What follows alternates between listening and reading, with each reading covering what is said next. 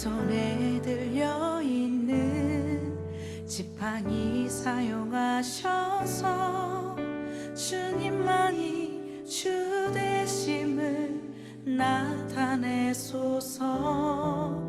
맡겨주신 사명을 감당할 힘을 주시고 주 이름만 높이게 하소서. 완악한 세상에서 믿음을 지키는 자로 선하신 주 의지하여 살게 하소서. 12월 10일 주일 예배 하나님께 올려드립니다.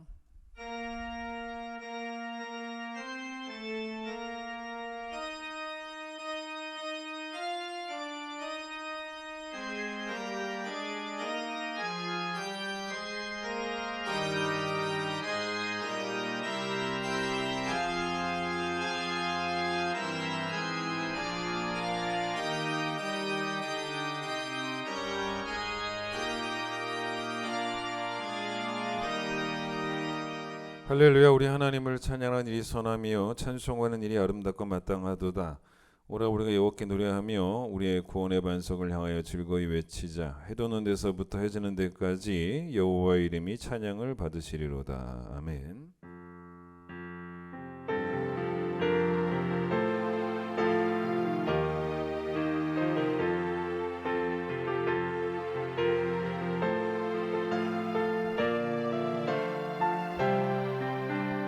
왕이신 하나님 높임을 받으소서. 찬양하리라 영원히 높임을 받으실 그 이름 찬양하리라.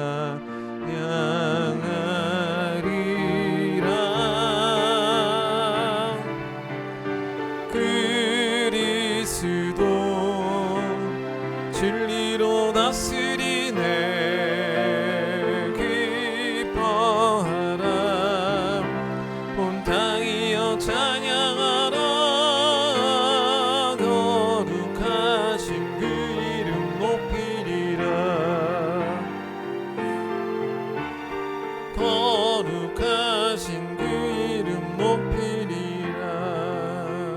우리의 죄를 고백합니다.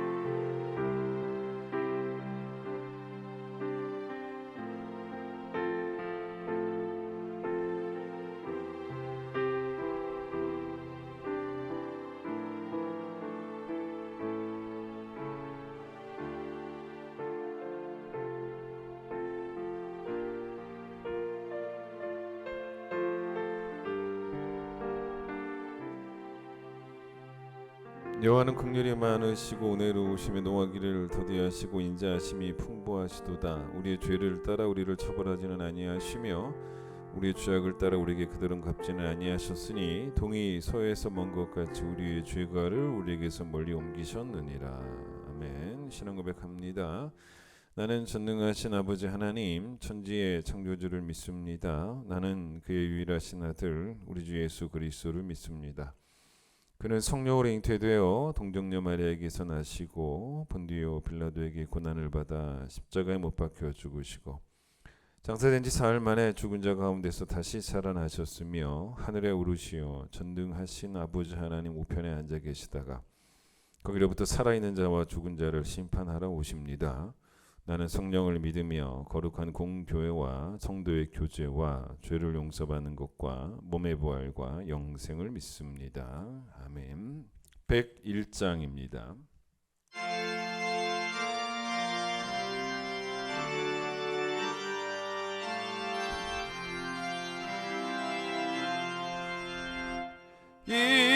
이새의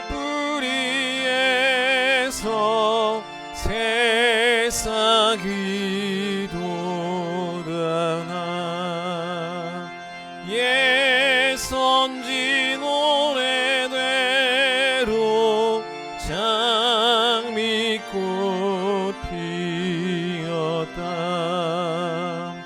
한 추운 겨울밤 주 탄생하시니 날 거룩한 날이요 이사야의 언대로 어리신 우리 주 동정녀 마리아의 몸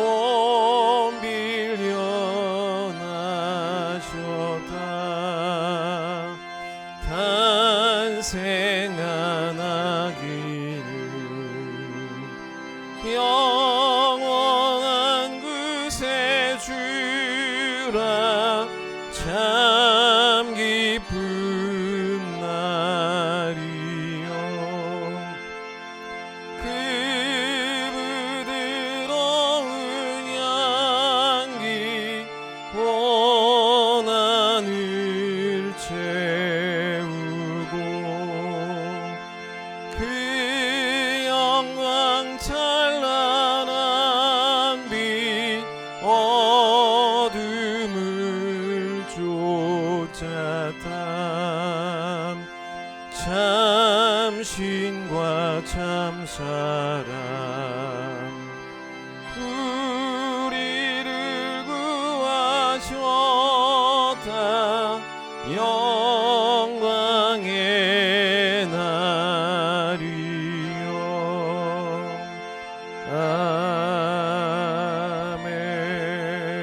아멘. 출애굽기 19장 1절로 6절 이스라엘 자손이 애굽 땅을 떠난 지 3개월이 되던 날 그들이 시내 광야에 이르니라 그들이 리비딤을 떠나 시내 광야에 이르러 그 광야의 장막을 치되 이스라엘이 거기 산 앞에 장막을 치니라 모세가 하나님 앞에 올라가니 여호와께서 산에서 그를 불러 말씀하시되 너는 이같이 야곱의 집에 말하고 이스라엘 자손들에게 말하라 내가 애굽 사람에게 어떻게 행하였음과 내가 어떻게 독수리 날개로 너희를 업어 내게로 인도하였음을 너희가 보았느니라 사기가 다 내게 속하였나니 너희가 내 말을 잘 듣고 내 언약을 지키면 너희는 모든 민족 중에서 내 소유가 되겠고 너희가 내게 대하여 제사장 나라가 되며 거룩한 백성이 되리라 너는 이 말을 이스라엘 자손에게 전할지니라 아멘. 이강의 권사님 기도십니다. 평강의 왕으로 우리에게 오셔서 우리를 여기까지 인도하신 에베네셀의 하나님 대림절 두 번째 주일을 영과 진리로 예배 드릴 수 있도록 은혜 주심을 감사드립니다. 2023년도 지난 날들을 돌아볼 때 주께서 지키시고 돌보셨기에 여기까지 올 수 있었음을 고백합니다. 여러 가지 일들로 고통스러웠던 지난 날들을 인내와 믿음으로 지나게 하셨고 우리의 삶이 힘들 때 우리와 동행해 주셨음을 기억하며 우리가 낙심될 때 소망을 주셔서 독수리 날개쳐 올라감같이 날아오르게 하시는 은혜 감사드립니다.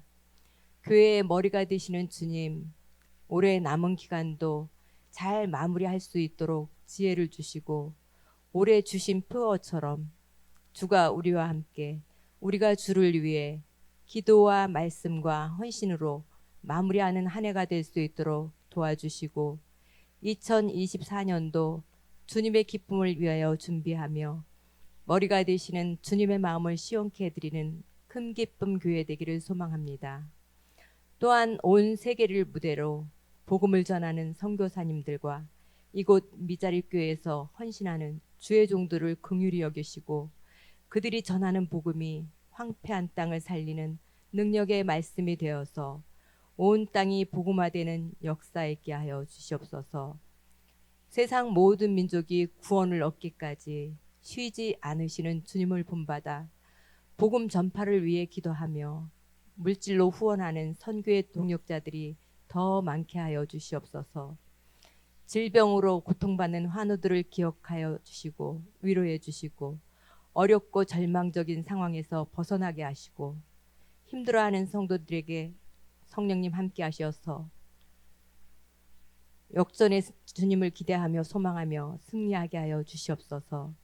사업장의 어려움으로 힘들어하는 성도들에게 성령님 함께 하시어서 요셉처럼 형통한 삶을 살아갈 수 있도록 인도하여 주시옵소서.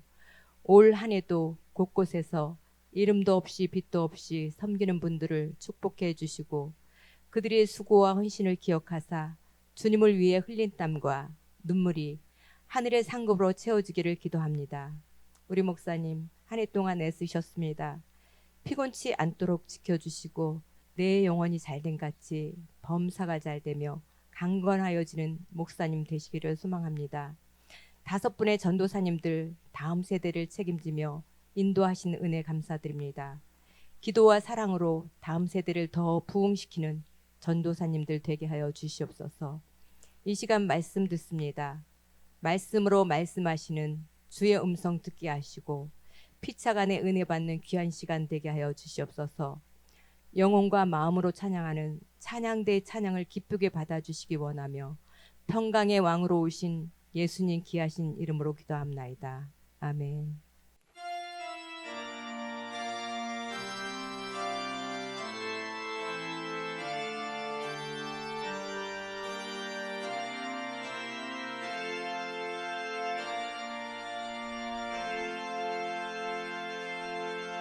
봉헌하겠습니다.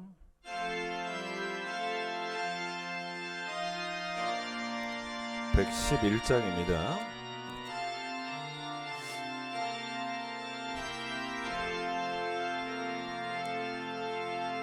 귀중한 보배 합을 주 앞에 드리고 우리의 몸과 마음도 함께 바치세. 진리는 오묘하고 사랑은 성결해. 주께서 탄생하신 거룩한 날일세. 하나님, 오늘 주 앞에 나와 예배합니다. 주님의 임재를 기다리며 또 말씀을 통하여 우리를 고치시고 우리를 새롭게 하시며 우리를 치유하시며 또 우리를 회복시켜 주시고 우리를 다시 세임나게 하실 그 하나님을 기대하며 오늘 말씀 앞에 주 앞에 섰습니다. 하나님께 영광 돌리는 예배가 되게 하여 주시고 또 우리에게는 말씀의 은혜가 얼마나 우리에게 고마운지를 깨닫는 귀한 예배가 되어질 수 있도록 축복하여 주시기를 소망합니다. 오늘 주님께 드린 귀한 예물들 주님 기억하여 주시고 그냥 드린 예물이 아닙니다. 하나님 생각하며 하나님께 감사하며 하나님을 사랑하기에 그것을 제물로 표현한 것입니다. 우리의 마음을 우리의 표현을 받아주시고 기뻐하여 주시기 소망하며 예수님 이름으로 기도드립니다. 아멘. 교회 소식 전하겠습니다. 오늘은 대림절 둘째 주일이 되겠습니다. 오늘 2부 예배 때 2부 예배 후에 남자선교회 총회가 열리도록 하겠습니다. 다음 주일 11시 예배 후에는 2024년 예산을 위한 재직회 및 공동구회가 열리겠습니다. 오늘 오후 1시 40분부터 예산위원회가 모입니다.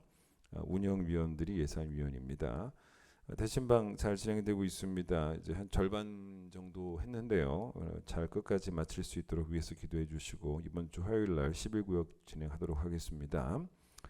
찬양하겠습니다. 새로운 찬양입니다.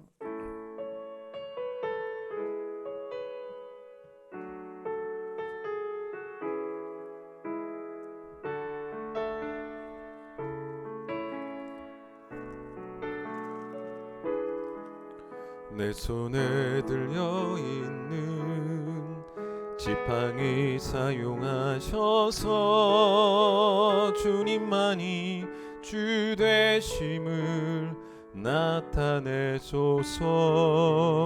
맡겨주신 사명을 감당할 힘을 주시고 주 이름만 높이게 하소서.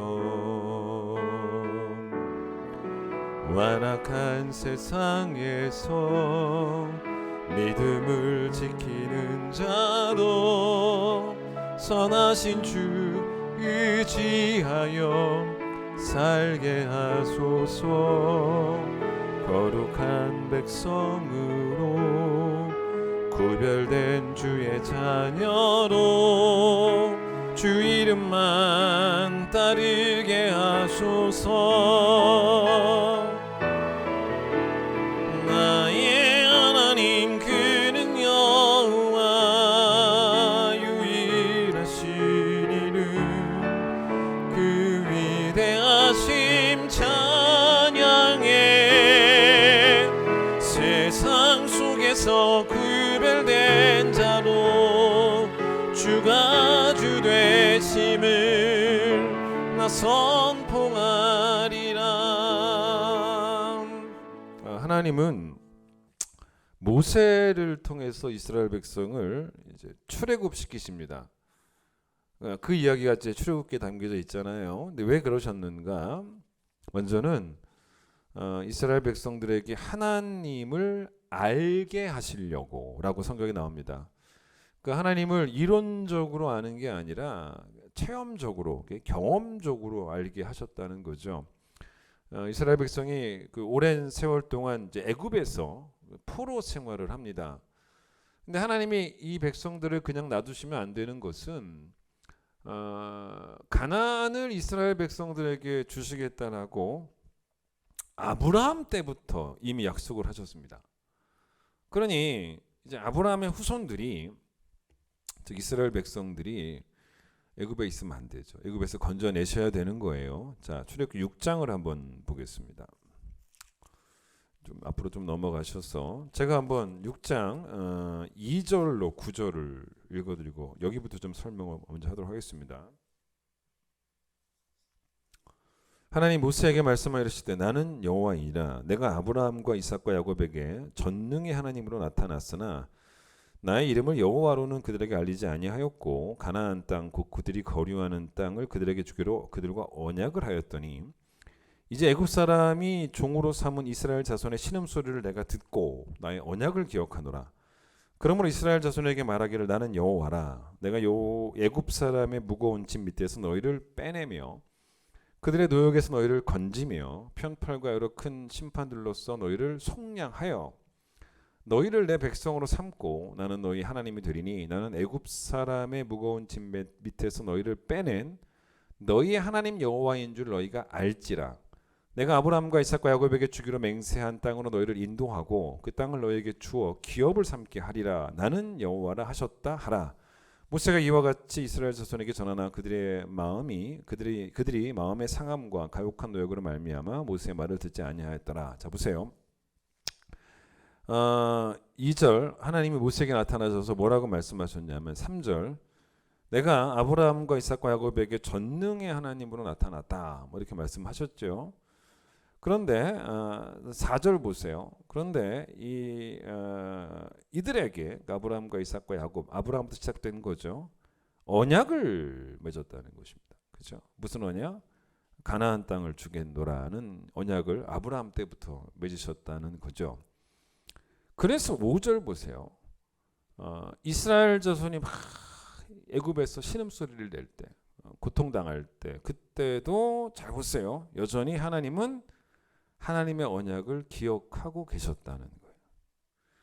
그러니까 이걸 잘 해석하셔야 돼요. 하나님이 그 언약을 잊고 계시다가 신음소리를 듣고 나서 언약을 기억해내셨단 말이 아니고 이들이 신음소리를 내고 있을 때도 하나님은 여전히 언약을 기억하고 계셨다라고 번역하는 게 맞아요.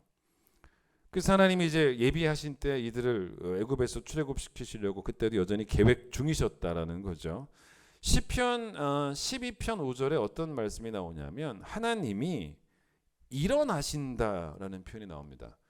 그러니까 하나님이 약속하신 대로 행하시려고 일어나신다는 거예요. 그래서 이런 6절 보세요. 그래서 그들을 애굽의 무거운 짐에서 빼내려고 하시고 노역에서 건지려고 하시고 또 여러 가지 심판들과 또 편팔로 그들을 속량하실 거라는 거죠. 그렇게 했을 때 7절 너희는 내 백성이고 그렇죠? 나는 너희 하나님이기 때문에 그걸 분명히 보여주신다는 거예요. 너희가 내 백성이라는 것을 내가 너희 하나님이라는 것을 분명히 보여주시면서 맨 끝에 보세요. 그 7절 맨 끝에 너희가 결국 내가 여호와인 줄 그 일들을 보면서 여호와인 줄 알게 될 것이다 라고 말씀하십니다. 자, 근데 여러분 2절부터 9절까지가 지금 한 단락이잖아. 여기 보시면 계속 하나님의 자기 선언, 자기 계시가 나옵니다. 계속 뭐라고 말씀하시냐면 2절 자 보세요. 나는 여호와다. 6절 나는 여호와다. 8절 나는 여호와다. 그렇죠? 다시 3절 보세요. 내가 아브라함과 이삭과 야곱에게는 전능의 하나님으로 나타났다라는 말씀을 하십니다. 거기 전능의 하나님이라고 나와 있고 여러분 성경 가운데 이제 대부분 주가 달려 있죠. 밑으로 내려가 보면 이 전능의 하나님이 원어로 히브리어 원어로 엘샤다이라고 나와 있죠. 그러니까 엘샤다이로 나타나셨다는 것입니다. 자 보세요. 전능한 하나님은 말 그대로 전능한 하나님이지만 더 쉽게 풀어서 이야기하면 이런 거예요. 충분하신 하나님이란 말입니다. 충분하신 하나님. 그게 전능한 하나님이에요. 근데 이제 여러분 아브라함, 이삭, 야곱의 이야기가 창세기에 나오지 않습니까? 창세기에 이런 이야기들이 쭉 나온다는 거죠. 그 창세기에 하나님을 전능하신 하나님이라고 표현하는 곳들이 몇 군데 있는데 그러니까 제일 먼저는 언제 나왔냐면 하나님이 아브라함에게 아브라함 나이가 99세 때 나타나셔가지고 성경에 제일 처음 나오는 거예요. 자기 자신을 전능한 하나님이라고 이렇게 소개를 하십니다. 그 창세기 17장 1절이에요. 근데 그때 아브라함 나이가 99세였고 애가 없어요. 그런데 하나님이 자녀를 주시겠다라고 약속하시면서 근데 아브라함 나이가 99세인데 아무런 뭐 징조가 없으니까 그러나 아브라함 나이가 하나님의 그 전능하심을 방해하지는 않죠. 그래서 이제 아브라함 나이가 100세가 되었을 때 정말 하나님이 전능하셔서 아이를 낳게 하셨어요. 하나님이면 충분했던 거죠. 그러니까 충분하신 하나님. 충분하신 하나님이 전능하신 하나님이에요. 자, 아브라함의 아들 이삭이 엘샤다이를 언급한 부분이 있는데 창세기 28장입니다. 그런데 이제 뭐라 그러냐면 야곱이 이제 자기 아들 야곱이 아버지 집을 떠나잖아요. 삼촌 집으로 갑니다. 이제 형을 피해. 형이 막 죽이겠다고 하니까 에서가 그때 이제 이삭이 야곱을 축복하죠. 축복하면서 뭐라고 말했냐면 28장 3절에 엘샤다이를 말해요. 전능하신 하나님이 너에게 복을 주시기를 바란다라고 말합니다. 그러니까 이건 결국 뭐냐면 자기도 전능하신 하나님을 만나 왔다는 거죠. 너에게도 그 하나님이 함께 하시기를 바란다라고 축복합니다. 그 말은 네가 비록 지금 아버지 집을 떠나지만 하나님이면 충분할 거라는 거예요. 그 얘기를 해준 거예요. 그 다음에 이제 보세요. 제가 창세기에 나오는 전능하신 하나님 설명에 몇 군데 안 나옵니다. 그 중에 몇 군데 제가 거의 다 설명한다고 보시면 돼요. 창세기 48장 가면 야곱이 늙어서 요셉의 두 아들 므낫세와 에브라임을 축복하는 장면이 나옵니다. 그때 축복하기 전에 요셉한테 이 야곱이 자기의 하나님에 대해서 설명을 해줍니다. 그때 뭐라고 말을 하냐면 요셉한테 자기 아들이죠. 이전에 전능하신 하나님이 나에게 나타나서 복을 주셨다라고 말을 해요. 그러니까 똑같아요. 이삭이 야곱을 축복할 때 전능하신 하나님을 설명했던 것도 자기가 경험한 하나님이었으니까. 그 다음에 이제 야곱이 요셉에게도 자기의 하나님을 이전에 내게 나타나셔서 전능하심으로 축복하신 하나님이라고 설명을 해줍니다. 그것도 뭐냐면 야곱에게 하나님은 충분한 하나님이셨다는 거죠. 그 다음에 이제 창세기 49장에 가서 야곱이 이번에는 이제 죽기 전이죠. 그러니까 요셉의 두 아들들이 아니라 이제 12아들, 요셉도 포함해서 12아들을 축복하는 장면이 나오는데 그때 요셉을 축복할 때 25절에서 뭐라 그러냐면 전능자가 너를 도우실 것이다 라고 이렇게 이야기. 전능자가 너에게 복을 주실 것이다 라고 계속 엘샤다이. 창세기에 나오는 엘샤다이예요. 그런데 오늘 본문에서는 하나님이 이제 여호와의 이름으로 자기를 계시합니다. 상당히 어려운 본문이 있습니다. 3절이 상당히 어렵습니다. 자 보세요. 내가 아브라함과 이삭과 야곱에게 전능의 하나님으로 나타났으나 나의 이름을 여호와로는 그들에게 알리지 않았다. 이게 아주 난해 구절입니다. 이건 이렇게 풀어가는 게 좀 맞는 것 같아요. 자 이게 무슨 이야기냐면 그럼 모세 이전에 이 창세기 출애굽기 6장 이전에 창세기에는 아예 뭐 여호와라는 이름이 나오지도 않느냐?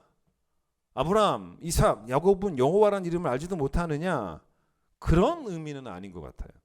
그건 아닌 것 같고 일단 여호와라는 이름의 뜻이 집중적으로 설명이 된 곳이 한 군데 있어요. 그게 어디냐면 하나님이 모세를 애굽에 보내시기 위해서 모세를 이제 부르실 때 출애굽기 3장에서 하나님이 자기를 소개하십니다. 유명한 본문이죠. 14절에서 뭐라고 자기 자신을 계시하시냐면 나는 여러분 아시죠? 스스로 있는 자다라고 계시를 하십니다. 이게 원래 뭐 알려진 이름이지만 모세에게 집중적으로 이 부분을 강조하십니다. 잘 생각해 보셔야 돼요. 그러니 하나님이 모세에게 나는 말이다 이제부터 여호와다라고 계시한 게 아니라 원래부터 여호와라는 사실을 네가 잊으면 안 된다 이거예요. 그렇죠? 여러분 스스로 존재하신다라는 게 여호와예요. 그 뜻이 여호와입니다. 근데 여러분 이 말이 뭐겠습니까? 하나님은 창조되신 적이 없다는 거예요. 즉 하나님은 영원부터 영원까지 과거부터 지금까지 또 앞으로도 영원히 존재하실 분이라는 의미가 여호와예요. 야훼라고도 하죠. 그래서 이사야 41장 4절에 나 여호와라 태초에도 나요 나중 있을 자에게도 내가 곧 크니라. 계시록 1장 8절 주 하나님이 이르시되 나는 알파와 오메가라 이제도 있고 전에도 있었고 장차 올 자요 이렇게 말합니다. 근데 왜 하나님이 모세에게 왜 출애굽기 3장에서 여호와라는 이름으로 계시하시고 그걸 왜 강조하셨을까 생각을 해보세요. 가만 묵상해 보면 조금 이해가 될 수 있을 것 같아요. 왜냐하면 이스라엘 백성이 오랜 시간 동안 이제 애굽에서 종살이를 합니다. 그러면 그 세월이 길잖아요. 그러면 어떠냐면 이스라엘 백성들의 마음속에 어떤 생각들이 깃들 수가 있냐면 하나님은 끊어졌는가 하나님은 중단되었는가 라는 생각이 들 수밖에 없어요. 그때 하나님이 모세에게 나타나셔서 하나님을 어떻게 계시하셨냐면 나는 원래부터 전능한 하나님이었고 지금도 전능한 하나님이고 앞으로도 전능한 하나님이 될 것이다. 하나님의 영속성 하나님이 끊이지 않는다는 거예요. 모든 세대를 걸쳐 하나님의 영속성 그게 뭐예요? 여호와예요. 그래서 여러분 그 말씀을 지금 이제 하시면서 하나님께서 뭐라고 말씀하시냐면 자 어디를 보시냐면 출애굽기 4장을 한번 가보겠습니다. 출애굽기 4장을 보시면 하나님께서 출애굽기 3장을 보겠습니다. 3장을 보시면 3장 14절 제가 지금까지 설명한 부분 여기 나옵니다. 14절 보세요. 하나님 모세에게 이르시되 나는 뭐다? 이게 여호와 나는 스스로 있는 자이니라. 또 이르시되 너는 이스라엘 자손에게 가서 이르기를 스스로 있는 자가 나를 너에게 보내셨다 하라. 여호와가 보냈다라는 말입니다. 자 그러면서 15절 보세요. 여호와가 모세에게 뭐라고 말씀하시냐면 모세에게 여호와는 너희들의 조상의 하나님이기도 했다는 거예요. 그죠? 그래서 뭐라고 설명합니까? 하나님 모세에게 이르실 때 너는 이스라엘 자손에게 이같이 이르기를 여호와는 너희 조상의 하나님 즉 누구의 여호와였다는 거예요? 아브라함의 여호와였다는 거예요. 맞죠? 또 누구의 하나님이었습니까? 이삭의 하나님이었다는 거예요. 또 누구의 하나님이었습니까? 야곱의 하나님이었다는 거죠. 그런데 지금 뭘 말하는 거예요? 지금은 너희 하나님이라는 거예요. 그 하나님이 나를 너에게 보내셨다. 모세인 나를 너한테 보내셨다. 그렇게 얘기를 하라는 거예요. 그렇죠? 여러분 그러니까 이게 뭡니까? 생각해 보세요. 아브라함에게도 전능하셨던 하나님이 이삭에게도 전능하셨던 하나님이 야곱에게도 전능하시는 하나님이 이제는 포로 생활을 하고 있는 이스라엘 백성들에게도 전능한 하나님이 되시기 위해서 일어나신다는 거예요. 그게 뭐예요? 여호와예요. 여러분 다시 그러면 출애굽기 6장을 가보세요. 그렇게 생각하면 이제 조금 이 3절의 의미가 좀 이해되실 거예요. 내가 아브라함과 이삭과 야곱에게 전능한 하나님이 나타났지만 나의 이름을 여호와로는 그들에게 알리지 않았다라는 것은 뭘 강조하냐의 문제인 것 같아요. 그러니까 무슨 말이냐면 아브라함, 이삭, 야곱이 여호와라는 이름을 아예 몰랐다는 의미라기보다는 지금 모세가 붙잡아야 되는 이름, 지금 이 상황에서 포로 생활을 하고 있는 이스라엘 백성이 붙잡아야 되는 이름이 전에만 계셨던 하나님이 아니라 전에도 계셨고 지금도 계시고 장차 계실 하나님, 즉 여호와 하나님을 붙잡으라는 거예요. 게다가 잘 보세요. 지금 이 본문에서 계속 강조하는 게, 출애굽 6장에서 강조하는 게 뭡니까? 여러분 4절 약속에 대한 언급입니다. 가나안 땅을 주시겠다는 약속에 대한 언급이에요. 그게 4절에도 나오고 8절에도 나옵니다. 그런데 여러분 아브라함이나 이삭이나 야곱이 그들의 인생에서 경험하고 고백했던 전능하신 하나님은 보통 대부분 뭐였냐면, 창세기에 나오는 그 하나님은 뭐였냐면 그냥 그들의 일생 동안 함께 하셨던 하나님, 그들의 일생 동안 전능한 하나님이 되었던, 그리고 이제 죽으면서도 후손들에게 너의 일생에도 하나님이 전능한 하나님이 되시기를 축복한다. 그들의 사는 날 동안 우리를 도우신 하나님, 전능하신 하나님 엘샤다이예요. 맞죠? 근데 지금 이 본문은 뭡니까? 하나님은 오랜 세월을 걸쳐 이루어지게 하실 장기적인 약속이 있다는 거예요. 장기적인 약속. 그렇죠? 그러니까 하나님이 가나안 땅을 주시겠다라고 하는 그 장기적인 약속이 있지 않습니까? 그걸 기억하셔서 뭘 하셨습니까? 드디어 애굽 백성들을 건져내시는 일을 시작하신 거예요. 맞죠? 그러니 여러분 장기적인 약속의 성취라는 점에서는 여러분 지금 당장이 아니더라도 장기적인 약속의 성취라는 점에서는 끊어지지 않는 하나님, 전에도 계셨고 지금도 계시고 장차도 계실 하나님, 즉 여호와 하나님이 강조될 수밖에 없었다는 거예요. 이해가 되시죠? 좀 어려운 내용이지만 하여튼 제가 설명했습니다. 얼마 전에 이런 글을 읽었습니다. 혼자 짊어지면 절망, 죽게 맡기면 소망. 표현이 멋지죠? 뭐라고요? 혼자 짊어지면 뭐? 절망, 죽게 맡기면 소망. 그러니까 우리가 절망하면 어떻게 돼요? 주저앉잖아요. 제발 그럴 때 주저앉지 말고 우리를 위해서 일어나시는 하나님께 소망을 두라는 거예요. 그러니까 근사한 말이죠.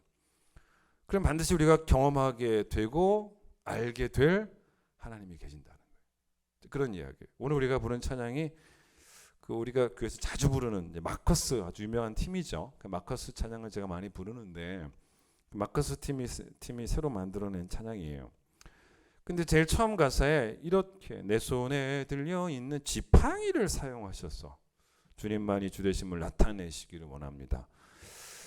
아마도 뭐 제가 이 작사 작곡가를 만나보지는 않았지만 이런 얘기를 한 걸 보니까 출애굽기 이야기를 좀 하고 싶었던 게 아닌가라고 좀 생각해 봅니다. 여러분 출애굽기를 보면요 지팡이 이야기가 많이 나오죠.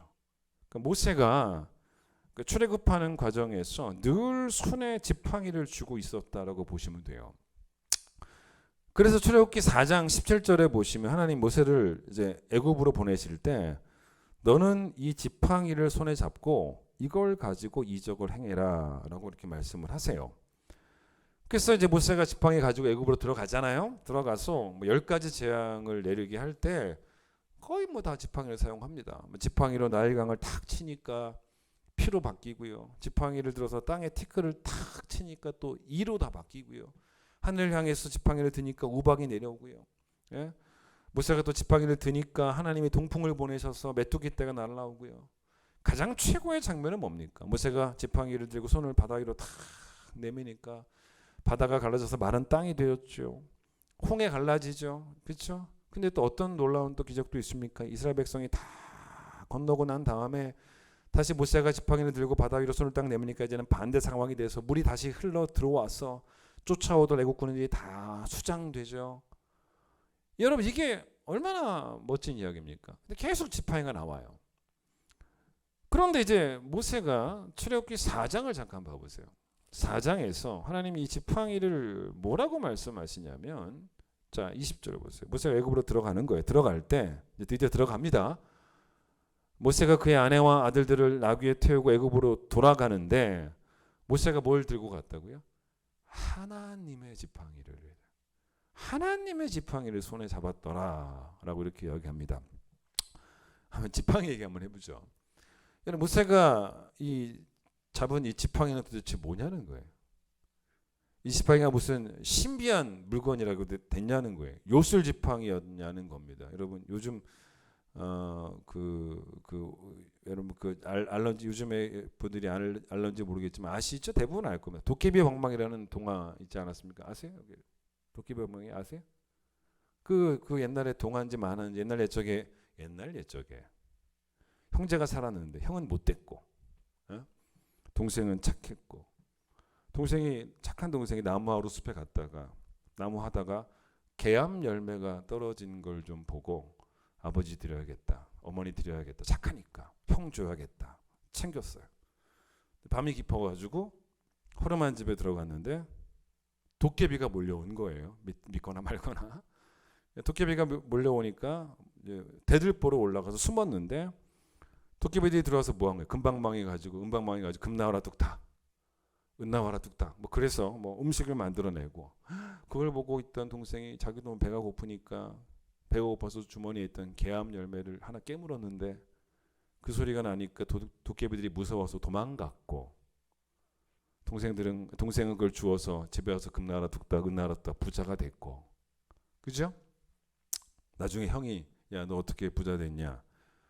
알고 보니 도깨비 방망이 덕이다. 그래서 형도 부자가 되고 싶어서 개암 열매 챙겨가지고, 그래서 거기서 도깨비를 기다리는데 도깨비가 왔고 숨어 있었는데, 그래서 개암 열매를 또 형도 부자 되려고 깨물었는데 도깨비가 이번엔 그 소리 듣고 내가 한 번 속지 두 번 속냐? 그래서 대들보에 일단 형을 끌어내려서 이번에는 방망이로 줘 패고 형이 회개하고 동생과 잘 지냈고. 여러분, 이런 얘기가 아니겠죠, 그렇죠? 여러분, 우리가 어디 가서 이런 지팡이를 구해 와야 되는가? 이제 그게 아니죠. 또 아니면 이 모세의 요 지팡이를 찾아야 되나? 어딘가 있을지 모르는 있을지도 모르는 모세의 지팡이를 찾아서, 그게 아닌 거죠. 그 지팡이는 그냥 상징이었죠. 보여지는 상징이었을 뿐입니다. 그러니까 지팡이에 신령한 힘이 있었던 게 아니라 지팡이는 하나님의 신령한 능력을 상징하는 거죠. 그런 거죠. 근데 여러분, 이 모든 기적을 모세가 다 모세의 능력으로 이뤘다면 뭐 차라리 모세의 지팡이라고 했을지 모르겠지만, 성경은 분명히 이 지팡이를 하나님의 지팡이라고 표현했다는 것입니다. 그러니까 전능하신 하나님이, 또 영원하신 여호와 하나님이 하나님의 능력으로 이스라엘 백성들을 출애굽시키신다는 거죠. 그런데 잘 보세요. 여기 또 한 가지 우리가 살펴봐야 되는 게 뭐냐면, 이 지팡이는 성경을 읽어보세요. 하나님이 모세에게 주신 지팡이가 아니에요. 하늘에서 갑자기 지팡이를 떨어뜨려 주신 게 아닙니다. 출애굽기 3장 보시면 하나님 모세를 부르실 때 모세에게 너 애굽으로 가라 그러셨어요. 모세가 계속 못한다라고 말을 한 거죠.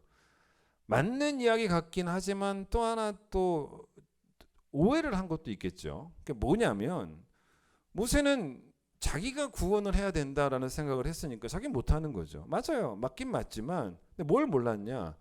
네가 구원하는 게 아니라는 거죠. 하나님이 구원하시는데 모세가 자기가 뭐 구원을 해야 되는데 내가 어떻게 하겠는가?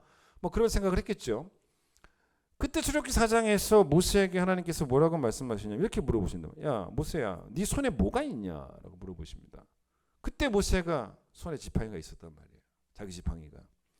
근데 모세가 그때 손에 잡고 있었던 지팡이가 어떤 거였겠습니까? 양을 칠 때 사용했던 낡은 지팡이였겠죠. 뭐 금빛 나는 지팡이도 아니고 뭐 화려한 지팡이도 아니고 뭐 누가 봐도 그냥 볼품이 없는 그런 나무 지팡이였을 것입니다. 메마른 지팡이였을 것이고. 근데 하나님 모세에게 뭐라고 말씀하시냐면 기적을 보여주세요. 그 지팡이 땅에 던지라는 거예요. 던졌어요. 뱀이 됩니다. 다시 꼬리 잡으라는 거예요. 그러니 다시 지팡이가 됐습니다. 그 지팡이, 원래 가지고 있었던 지팡이. 그렇죠? 그러니까 하나님은 다른 지팡이가 아니라 원래 모세가 가지고 있었던 그 지팡이를 가지고 이적을 행하라고 하신 거예요. 자, 어떤 의미가 있을까? 이거 아주 쉽게 표현해 보겠습니다. 집에 수도꼭지에서 물이 나올 때 중요한 거는 수도꼭지가 사실은 아닙니다. 수원지입니다. 그러니까 수원지에 물이 있어야지 집 안까지 물이 들어오지 않습니까? 여러분 그런데 그때 수도꼭지가 누구네 집은 금으로 돼 있고 누구네 집은 뭐 낡은 수도꼭지여도 그게 뭔 상관이 있습니까? 전혀 상관이 없습니다. 집안으로 수온지 맑은 물이 들어오는 거는 수도꼭지가 뭐 금이냐 아니면 뭐 녹슬었냐 상관없습니다. 어쩌면 이런 거죠. 모세는 자기의 신세도 자기 손에 있는 지팡이 같은 존재였을 것이라고 생각했을 거예요. 나이가 80이잖아요. 80 먹은 노인한테 무슨 애굽을 구원해 내라고 그걸 어떻게 합니까? 그러니까 모세는 그걸 거절하는 게 어쩌면 당연하다라고 생각했을지 모릅니다. 못한다고 말하는 게 당연한 것이었을지 모른다는 거죠. 그런데 하나님 모세에게 너 그 지팡이 다 버려라. 그러면서 하늘에서 갑자기 뭐 큰 총 하나를 내려주신 게 아니었다는 것입니다. 그 지팡이 그대로 갖고 있으라는 거예요. 근데 중요한 건 누구의 지팡이인지가 이제 생각해 보자는 거죠. 네 지팡이가 아니라는 거예요. 네가 붙잡고 있지만 모세의 지팡이가 아니라 지금 뭐라 그랬어요? 하나님의 지팡이라는 거죠. 그러니까 하나님의 하나님 되심은 잘 들어보세요. 이게 이런 메시지가 있는 거예요. 하나님의 하나님 되심은 우리의 능력과는 아무런 상관이 없다는 거예요. 뭐 모세보다 더 젊은 사람이든 더 건강한 사람이든 상관없다는 거예요.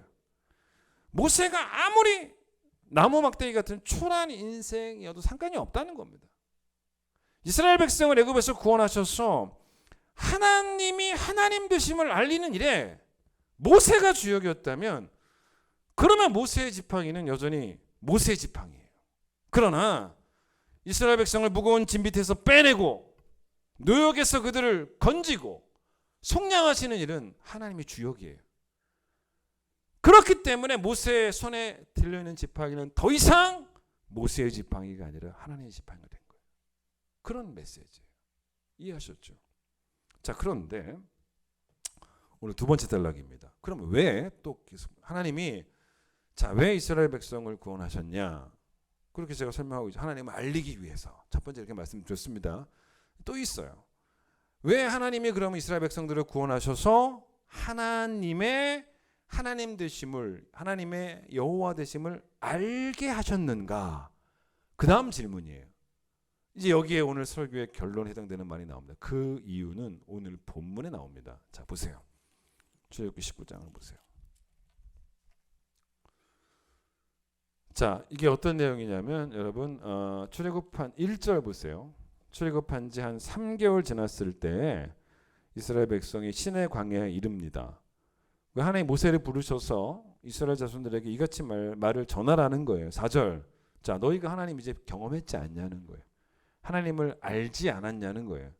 어떻게 알게 돼요? 하나님은 이들을 구원을 내셨는데 마치 모처럼 독수리 날개에 업어서 인도하듯이 너를 인도해 내셨다는 것입니다. 자, 그럼 왜 하나님이 구원하셔서 하나님을 알게 하셨는가? 그 다음 목적이 나옵니다. 그게 뭡니까? 5절이에요. 세계가 다 내게 속하는 너희가 뭐하게 하려고? 내 말을 잘 듣게 하려고. 이거예요. 내 말을 잘 듣게 하려고. 그래서 인도해 내셨다는 거예요. 하나님 말씀을 잘 듣게 하려고. 뭡니까? 오늘 설교 제목처럼 순종하도록 하기 위해서 구원해 내셨다는 것입니다. 자, 그걸 또 어디서 보면 알 수 있냐면 출애굽기 20장을 보세요. 그래서 하나님께서 출애굽기 20장에서 10가지 10계명을 주십니다. 이 모든 계명에 순종하라는 것입니다. 근데 하나님이 순종하라라고 3절부터 말씀하시는데 이 출애굽기의 서론이 뭡니까? 1절, 2절이에요. 2절. 서론을 말씀하시고 그 다음에 순종하라고 하는 거예요. 서론이 뭡니까? 나는 뭐예요? 너를 애굽 땅 종되었던 집에서 구원해낸 너의 하나님 누구다? 여호와다. 계속 이거 강조해요. 난 여호와다. 너를 구원해냈다. 그렇죠? 이게 2절이에요. 그냥 순종하라고 말씀하신 게 아니라 곧바로 3절로 들어가신 게 아니라 2절을 말씀하시고 3절이에요. 무조건 머릿속에 여러분 이걸 개념을 잡으셔야 돼요. 이건 무조건 잡으셔야 됩니다. 2절을 말씀하시고 3절을 말씀하셨다. 3절부터 3절에 대해서 3점 이하를 말씀하셨다는 것입니다. 자, 이게 뭐냐면 자, 이게 이런 게 아니에요. 너희가 애굽에서 나의 계명을 잘 지켰기 때문에 순종했기 때문에 내가 너희를 구원해 냈다가 아니라는 거죠. 너희를 구원해 냈으니 3절 이하 내가 너희에게 준 계명을 잘 지키라는 것입니다. 그러니까 하나님을 기쁘시게 해서 구원을 받으라라고 말씀하신 게 아니라 너희를 구원한 나에게 순종해서 나를 기쁘게 해라 라고 요구하고 계신다는 것입니다. 자, 그러니까 이거예요. 하나님의 하나님 되심을 알게 되었다면 이제는 우리도 뭘 해야 되냐면 이제는 하나님께 합당히 행해야 된다는 거예요. 그 이야기입니다. 이걸 지금 출애굽기지만 여러분 이 출애굽기는 너무 좋은 게 우리의 이 기독교적인 구원론을 보여줘요. 그 복음으로 한번 설명해 보겠습니다. 하나님은 우리를 영적인 애굽에서 구원해 내셔서 영적인 가나안인 천국에 들어가게 하실 거예요. 영적으로 애굽의 종이었던 우리를 천국 시민으로 하나님의 자녀로 바꿔주셨습니다. 그런데 여러분 예수님이 산상수훈에서 뭐라고 말씀하시냐면 마태복음 5장 48절을 잘 생각해 보세요. 하늘에 계신 너희 아버지의 온전하심과 같이 너희도 온전해라. 이게 뭐예요?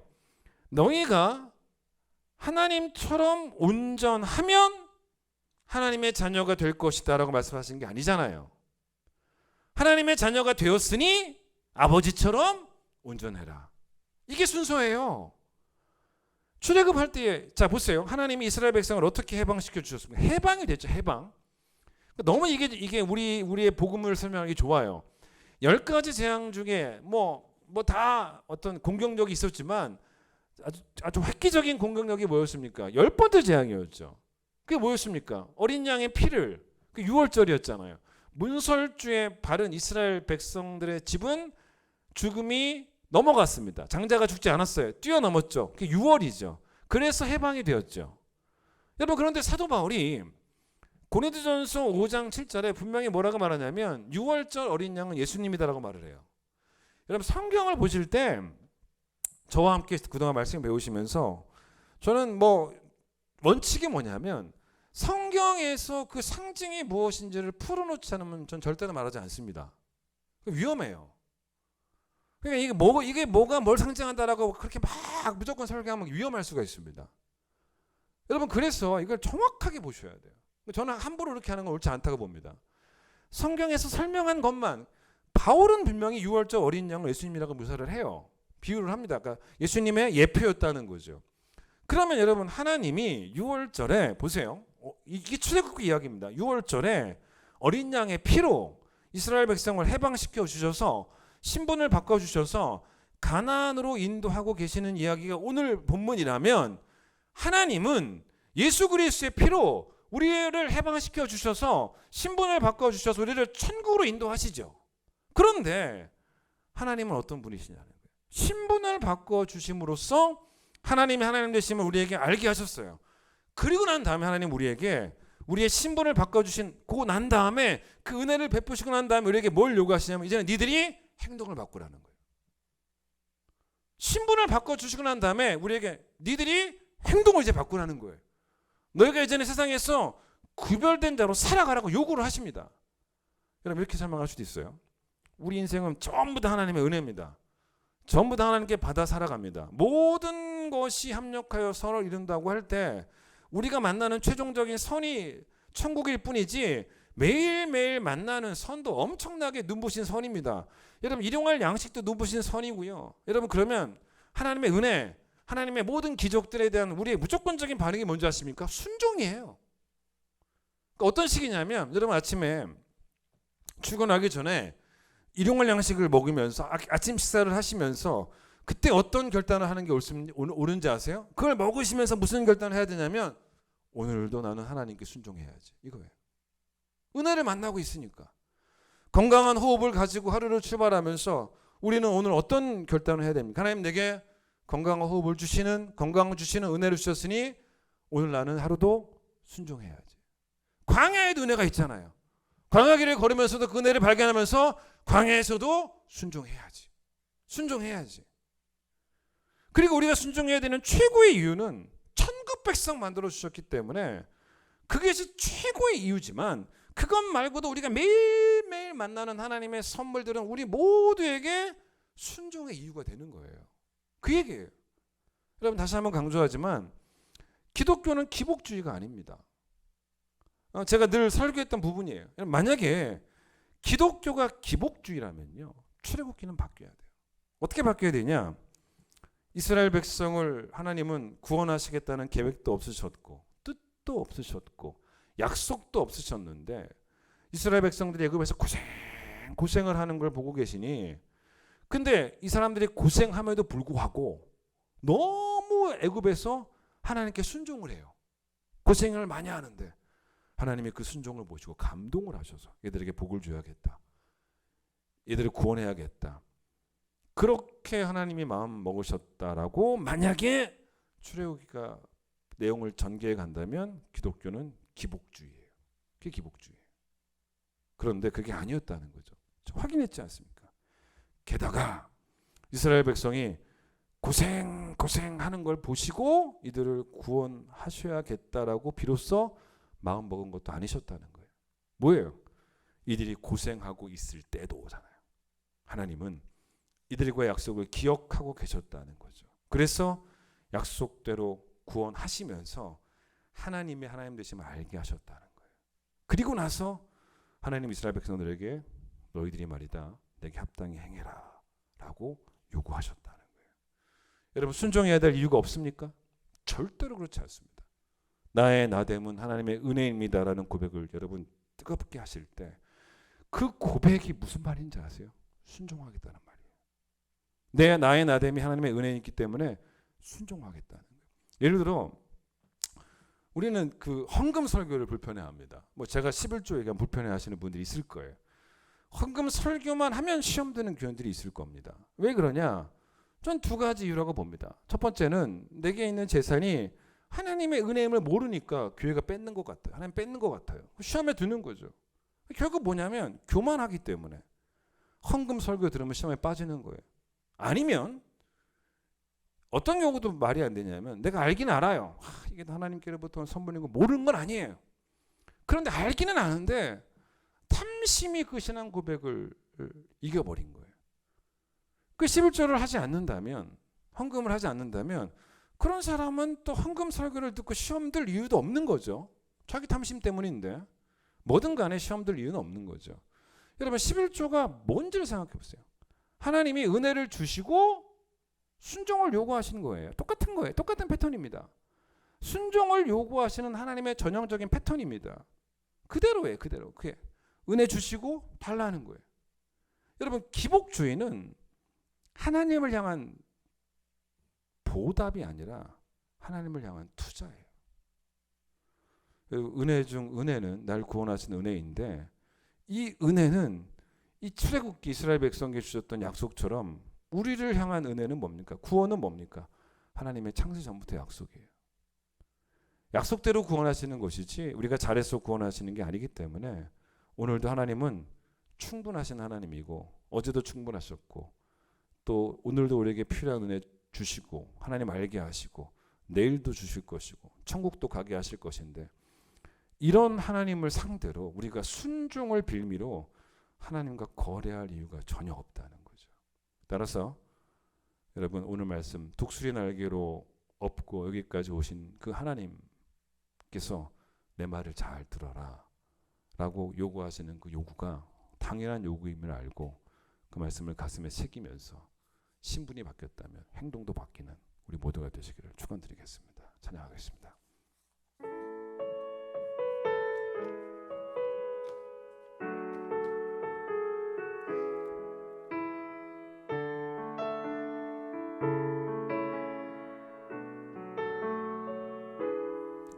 내 손에 들려있는 지팡이 사용하셔서 주님만이 주 되심을 나타내소서. 맡겨주신 사명을 감당할 힘을 주시고 주 이름만 높이게 하소서. 완악한 세상에서 믿음을 지키는 자로 선하신 주 의지하여 살게 하소서. 거룩한 백성으로 구별된 주의 자녀로 주 이름만 따르게 하소서. 나의 하나님 그는 여호와 유일하신 이름 그 위대하심 찬양해. 세상 속에서 구별된 자로 주가 주 되심을 나 선포하리라. 완악한 세상에서 믿음을 지키는 자로 선하신 주 의지하여 살게 하소서. 거룩한 백성으로 구별된 주의 자녀로 주 이름만 따르게 하소서. 나의 하나님 그는 여호와 유일하신 이름 그 위대하심 찬양해. 세상 속에서 구별된 자로 주가 주 되심을 나 선포하리라. 나의 하나님 그는 여호와 유일하신 이름 그 위대하심 찬양해. 세상 속에서 구별된 자로 주가 주 되심을 나 나의 하나님 그는 여호와. 나의 하나님 그는 여호와 유일하신 이름 그 위대하심 찬양해. 세상 속에서 구별된 자로 주가 주 되심을 나 선포하리라. 우리에게 오늘도 은혜를 베푸시고 기적을 행하셔서 하나님을 알게 하신 것 감사합니다. 하나님을 깨닫게 하신 것 감사합니다. 하나님은 전능하신 하나님이시며 영원부터 영원까지 우리와 함께 하시는 여호와 하나님이심을 또한 고백합니다. 우리가 만난 하나님이 우리에게 순종의 이유가 되게 하여 주시옵소서. 나의 나됨이 하나님의 은혜라면 그 다음 이야기는 순종이 되는 모든 성도들이 되어지기를 간절히 소망합니다. 하나님이 은혜로 우리를 기쁘시게 해주셨다면 우리는 순종으로 하나님을 기쁘시게 해드린 하나님 말을 잘 듣는 하나님의 자녀들, 하나님의 백성들이 되게 하여 주시옵소서. 하나님이 우리의 신분을 바꿔주셨다면 우리의 행동을 우리가 바꾸게 하여 주시옵소서. 하나님이 우리에게 은혜를 베풀어 주셨다면 이제 우리가 하나님께 합당히 행하는 성도들이 될 수 있도록 축복하여 주시옵소서. 이제는 예수님의 은혜와 하나님의 크신 사랑과 성령의 역사하심이 주의 은혜를 기억하며 주께 합당히 행하기를 소망하는 모든 성도들에게 함께 하시길 축원하옵나이다. 아멘.